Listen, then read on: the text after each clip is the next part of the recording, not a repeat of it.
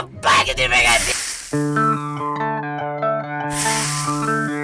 Masyarakat perlu tahu bahwa investor asing saat ini banyak yang ambil dolar untuk keluar dari Indonesia. Itulah mengapa Ibu Menteri mengatakan dolar bisa ke 20.000. Dolar bisa ke 20.000 menjadi judul di banyak media kemarin. Alah kok gitu sih ngomongnya? Jangan jujur-jujur lah. Kalian sendiri yang mengambil keputusan yuanisasi berkiblat ke Tiongkok. Ini reaksi pasar, reaksi pengusaha swasta internasional. Yuan adalah mata uang yang menguasai 2% peredaran mata uang di dunia. Yen Jepang masih 4% alias 2 kali nilai yuan atau 2 kali yuan beredar. US dollar merupakan 70% mata uang transaksi internasional. Kok bisa kita mau bekerja sama dengan mata uang yang tidak multi currency kayak gitu? Terus di posisi kita defisit jauh lagi. Kalau deket-deket masih oke lah. Pasti sudah pada mikir matang dong ya untung ruginya yuanisasi. Dulu ekspor Indonesia ya enaknya dapat dolar karena bisa dipakai buat belanja ke negara lain. Sekarang dipaksa bolak-balik ke Tiongkok yang akan membuat devisa Indonesia bisa susut 30%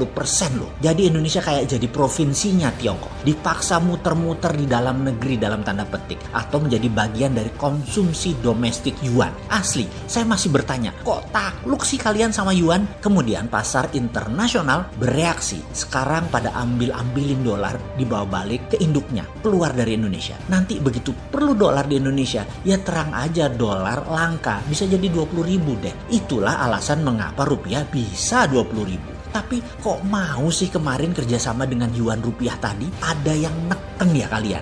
Ada yang maksa? Kok bisa kalah? Atau nggak nyampe ilmunya? Atau juga mungkin pejabat di pemerintahan mereka hanya concern atau memandang dari jangka pendek saja? Ada CAD atau current account deficit, lalu bagaimana dengan cepat mengatasinya? Dan yang paling cepat adalah masukkan devisa dari Tiongkok dalam yuan. Karena mungkin tidak mengerti geopolitik, jadi tidak sadar kalau dalam yuan akan berakibat negatif karena konversi yuan ke dolar tidak selancar seperti sebelum perang dagang. Lupa, pejabat sekarang nggak nganggep perang dagang itu perang pertahanan negara. Jadi masih menganggap kayak saingan di pasar klewer gitulah. Ya udah nggak apa-apa. Jadi ke depan bagaimana sebaiknya? Ini versi kita loh ya, bukan versi Mega Bintang atau Menteri Multitalent. Kita fokus pada analisa pertahanan dalam bernegara. Ya kembali pakai ilmu abal-abal kita lah. Karena Indonesia defisit terhadap yuan, maka nilai yuan lebih kuat dan bisa ditekan rupiahnya. Jadi bukan dolar saja yang akan ke 20.000 alias 20% rupiah terdevaluasi, tetapi terhadap yuan juga bisa sama. Secara perlahan rupiah terhadap yuan akan merosot juga nilainya bisa 20% dalam 2 tahun ke depan alias yuan menguat, rupiah melemah. Dan ini memang strategi Tiongkok untuk bisa membeli bahan baku dari Indonesia jadi murah. Sampai habis itu tanah air Indonesia dan pasti habis. Datuk Maringgih dilawan. Sudah berapa kali kita katakan Datuk Maringgih mau Siti Nurbaya, bapak ibunya Siti Nurbaya dikasih uang pinjaman hambur-hambur. Tiongkok mau Siti Nurbayahnya Indonesia yaitu sumber daya alam, dikasihnya pejabat harta berlimpah-limpah yang bikin gelap mata. Anak gadis pun dijual. Begitukah cara kalian bernegara wahai bapak ibu Siti Nurbaya? Kemarin Datuk Maringgihnya IMF, sekarang obor. Tak belajar kalian itu ya? IMF dengan global bondnya Indonesia perlu dolar, sementara deal dengan Tiongkok anti dolar, dedolarisasi alias nggak punya dolar.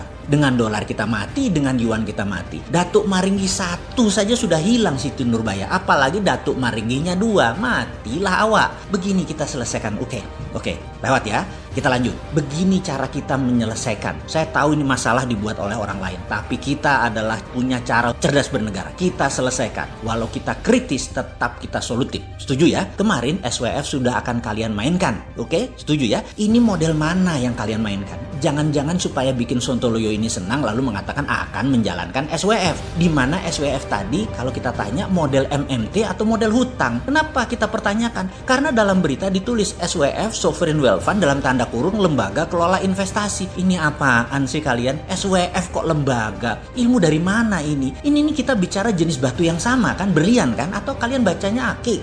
Ya beda kalau ngomongnya Ake. Asli deh, kayaknya ini bukan berlian yang kita omongin. SWF itu instrumen, ngerti instrumen? Duh, saya senewan nih kalau bernegara mesti ngajarin lewat sosial media karena akses ditutup untuk bosman ke RI1. Asli ditutup. Data ke RI1 pastinya bosman itu makhluk hina, anak yatim, miskin ilmu, cari jabatan, cari pansos doang. Cuk, siapapun yang mengatakan ngomong begitu ke RI1 tentang bosman, nggak kayak gitu deh. Tapi ada benernya, emang anak yatim, emang nggak ada ilmu. Tapi nyari jabatan, enggak lah. Lu aja tuh ambil jabatannya. Jadi, kalau SWF dijalankan secara MMT ilmu aslinya, maka yang menjalankan adalah BUMNK, Badan Usaha Milik Negara Khusus, tepatnya SKK, Satuan Kerja Khusus seperti SKK Migas. Namanya SKK Minerba di bawah Kementerian Keuangan dan Kementerian SDM. Buat makhluk baru, sifatnya ad hoc, 10 tahun saja masa kerjanya atau selama instrumen berlaku. Mulai paham instrumen, SWF instrumen keuangan. Lalu, nah ini pasti nggak mungkin, asli nggak mungkin, karena akan ditentang oligarki, akan ditentang free rider,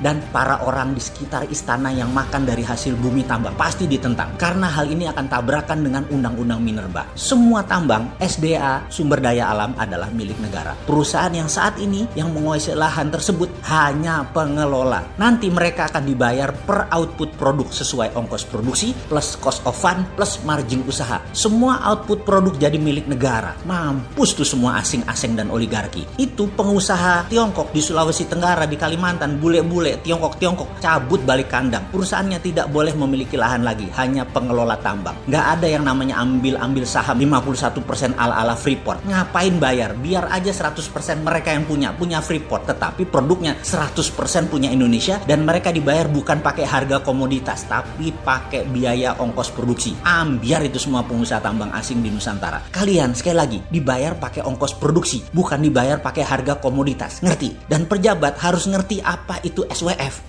Kayaknya beda SWF yang dipakai sekarang ya. Ya maaf, salah marah, salah ngajarin. Lanjut deh lu.